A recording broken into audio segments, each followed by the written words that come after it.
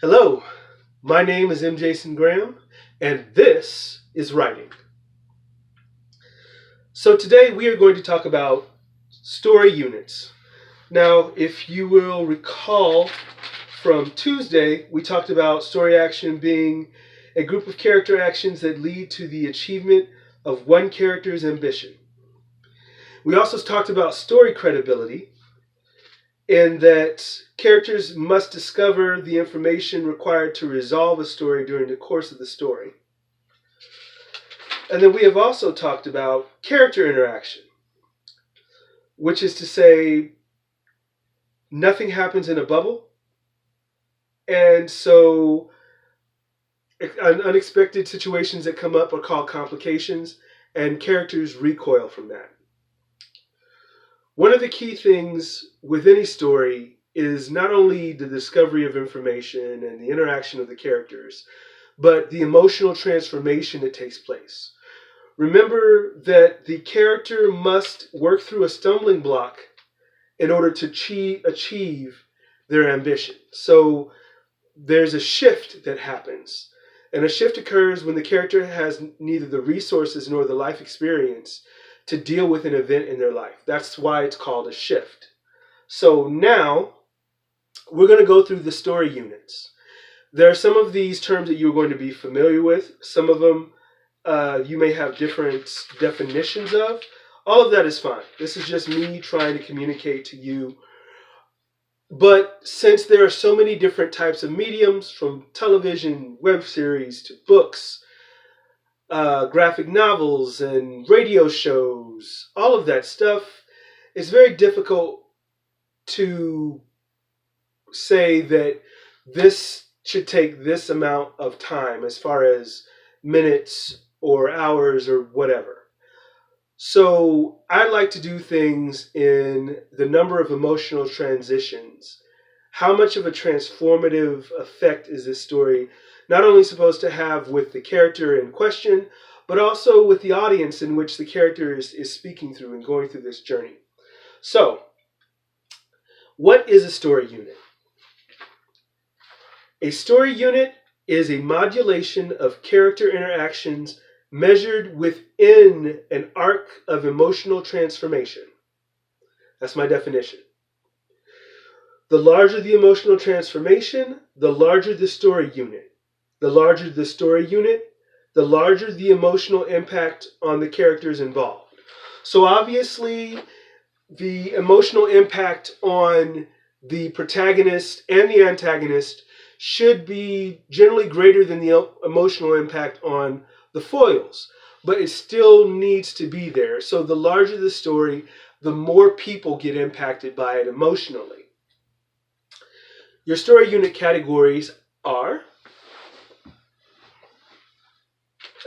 let's do this, scene, episode, scheme, adventure. So, and next week we're actually going to go over each one of these so that you can see what the beats are within them. So, a scene, everybody's familiar with a scene. Two characters, something happens, something gets resolved. A little bit. Very small. The scene is a very basic unit. One.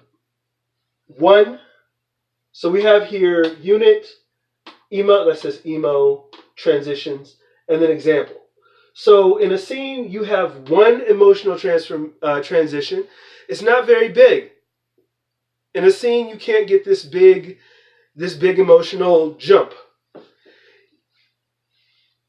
Okay, let me quantify that. You can get a big emotional jump if you pull a scene out of context of the rest of the scenes. If you have a scene where there's a guy who is tracking his wife's killer, and the scene is him actually catching up to the killer, obviously that's going to be a pretty emotional scene. But the thing is that it's still connected in emotion and arc to all of the previous scenes that led up to it. So when you disconnect it from those scenes, within the scene itself is a very small change. And that's kind of the way that it works. It's a domino effect. So you have all of these little changes that lead up to this big change, and that's what's represented here. Episode 4 emotional transitions. So a little bit larger. Scheme, 8 emotional transitions. Adventure, 16 emotional transitions. Now, these emotional transitions are oftentimes called beats in a story. Story beats, because it has to do with the larger story, but character beats. I say character beats because the story is focused on the character, the protagonist, what's happening with them, how they're changing. So obviously an adventure is a long arc, which you would consider from a movie. So here's some examples of the change. So I wrote up here example and then hedonist. Hedonists are people who do things simply because they feel like doing them. Because the wind blew, so that's why I did it. I did it just because I felt like doing it. Okay? Those are hedonists. They're pleasure seekers. They tend to be pleasure seekers and thinking about stuff in the moment as opposed to thinking about things more long range.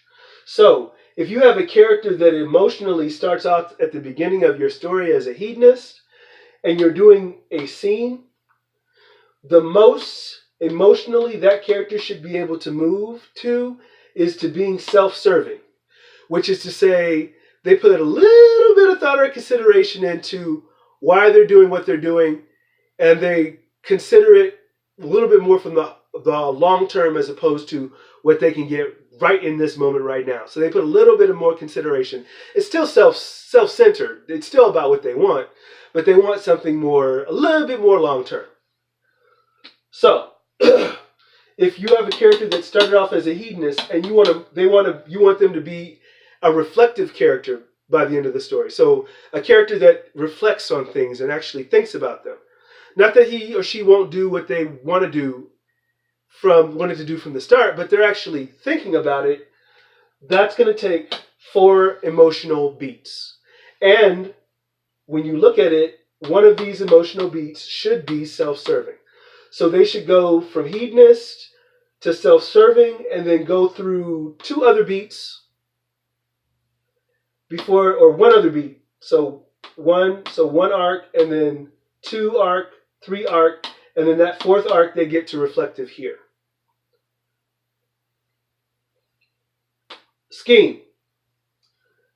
Want them to go from being hedonist to being thoughtful, which is to say, now they're not just thinking about themselves, but they're thinking about the larger impact in general. What could happen if I do this? 8 emotional transitions, or 8 beats. This is one of them. And finally, you have somebody who's a hedonist, and they're going to be, by the end of the story, a considerate person, which is to say they're thinking about others before they do what they do. I think that you agree with me in that that's a very large transition and one that's needed more by everybody here. 16 beats and an adventure. So there's going to have to be something is continuous, significant life change for that person to where they have to practice it before they become considerate. They go from being a hedonist to being considerate. Now, I don't know if you noticed something, but I've talked about it before. It's the power of 4. I like to call it the power of 4. So remember that basically all of these story units here,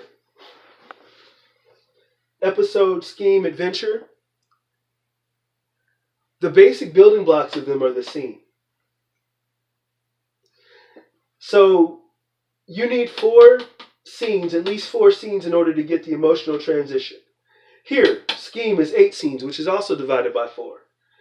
Adventure, 16, which is also divided by 4. So that you get a breakdown. So when we break down a scene next week, this is what you're going to get is basically each one of these has a scene construct. And like I said, we'll go over that. But when you do this, you're able to create your character action, your character interaction. You'll have your situation where you have 4 scenes, and at each step in each scene the character is walking through. It's like dominoes. It's not easy because you don't want to do conventional stuff that's been done before.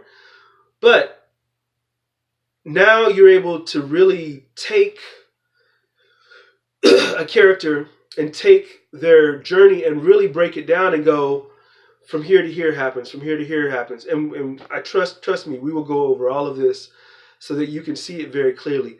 But always remember the rule of 4. If you have a story that you want to tell and you're not sure, you're sure of the emotional transition, maybe you don't know how many scenes it's going to take. Maybe you're not sure. Maybe you know that you've got 5 minutes. Let's say, let's make it easy. Let's say you have 8 minutes in order to tell an episode.